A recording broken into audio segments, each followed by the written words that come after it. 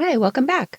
Or if you're just joining, my name is Maya, and welcome to my channel, Cranleyplace, where I'm focused on Hermès scarf style, inspiration, and more. Before we get started, let me give a shout out to all the channel members, and special welcome to the knot connoisseurs and elegant insiders. I appreciate your ongoing support. If you haven't seen the membership options, please do check them out. In this video, I'll review a 70cm silk twill from Hermès' Spring-Summer 2026 season called À l'ombre des Boulevards by Virginie Jamin. We'll take a look at the artist's background, the design inspiration and visual architecture, and then a collector's ranking of the available colorways and why. Let's get started.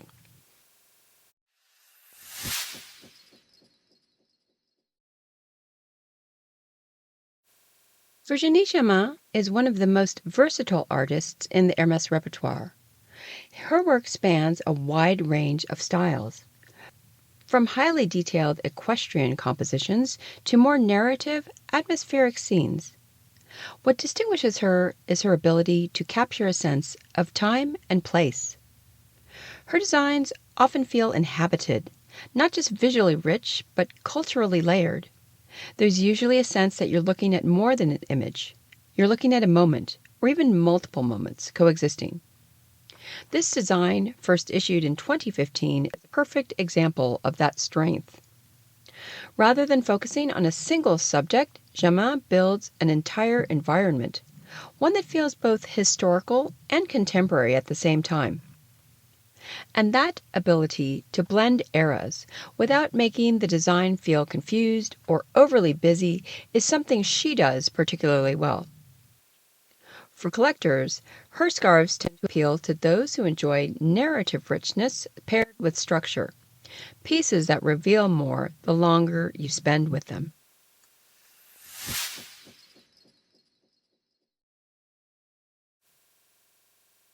The inspiration for À l'ombre des Boulevards comes from the Grand Boulevard of Paris, an area long associated with theaters, cafes, and cultural life. Historically, this was a place where intellectuals gathered, writers and artists met, and everyday life unfolded alongside performance and spectacle. Jamin takes that setting and does something quite sophisticated with it. Rather than depicting a single moment in time, she layers multiple eras together. So within the design, you'll find horse-drawn carriages alongside modern vehicles, elegantly dressed figures alongside more contemporary silhouettes, and references that span from 19th century boulevard culture to present-day street life. What you're looking at is not just a Parisian street scene, it's kind of a compressed timeline where past and present coexist. Structurally, the design is organized through horizontal rhythm, enhanced by what Hermès describes as bayadère stripes. These stripes do two things. First, they create a sense of continuity, almost like the movement of a boulevard stretching across the scarf.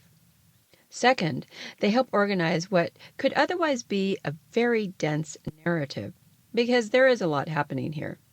You have figures, vehicles, architectural hints, and small details scattered throughout, but the striping acts as a visual framework, keeping everything cohesive. And this is where the 70cm format becomes especially important. Because the design is built horizontally, when folded, it often resolves into bands of color and pattern. You might see fragments of figures or details, but always in a structured rhythm. So instead of becoming chaotic, it becomes edited. You don't see the entire story at once, you catch glimpses, and that's actually part of the appeal. It gives the scarf a kind of movement as different elements appear and disappear depending on how it's styled. Overall, what makes À l'ombre des Boulevards particularly compelling is this balance of narrative richness, structural control, and a very subtle sense of time layered into the design. It feels lively, but never overwhelming.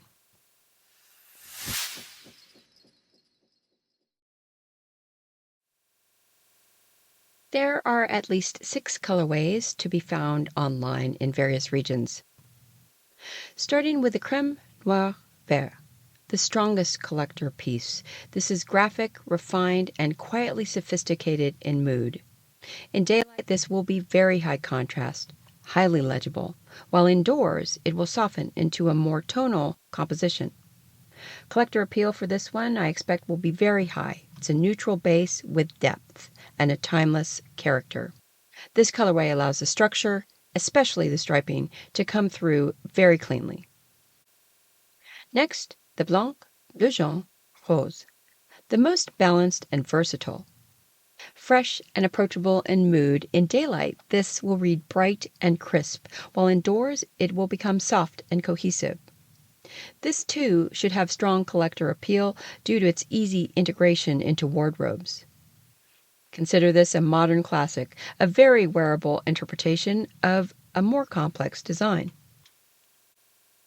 Next, we have the Khaki Rouge Multicolor, the most expressive within a grounded palette. Earthy with energy in mood, in daylight this has strong contrast, while indoors it will warm beautifully. This will have high collector appeal for those who like depth with color. It reads very contemporary in style, with this version emphasizing the narrative, but still feeling anchored. Next, the Violine, Rose, and Encre, the most atmospheric of the lot. Moody and slightly romantic. In daylight, this reads rich and saturated, while indoors it will deepen significantly. For collectors, this one will be more niche. It has an elegant but expressive style and leans more into mood than clarity. Blanc, Framboise, Bleu Jaune. This is the most playful of the colorways available. Bright and lively in mood, in daylight this reads very vibrant, while indoors it will slightly soften in contrast. This should have moderate collector appeal. With a youthful character, it's lighter and the most energetic take on the design.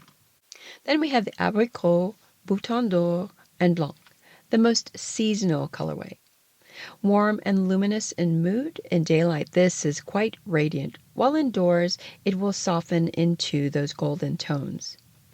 This is more seasonal as far as collectors, also with a youthful style character. It is beautiful, but less anchored for long-term wear. Overall, A Lampe des Boulevards is a design that rewards time and attention. At first glance, it feels light and effortless, but the more you look, the more you see layers of history, fragments of everyday life, and a city that exists across time. It's a very Parisian idea, but interpreted through the lens of Hermès, where structure and storytelling are always in balance, and in the 70cm format, it becomes especially wearable. A piece that feels dynamic, but never overwhelming. So there you have it. More on this design from Hermès' Spring-Summer 2026 collection. Please like and share the video if you enjoyed it, and let me know what you think in the comments. In future episodes, I'll share other scarf reviews, inspiration, and more, so be sure to hit that subscribe button to be notified of new videos. Thanks again for joining me today. Until next time!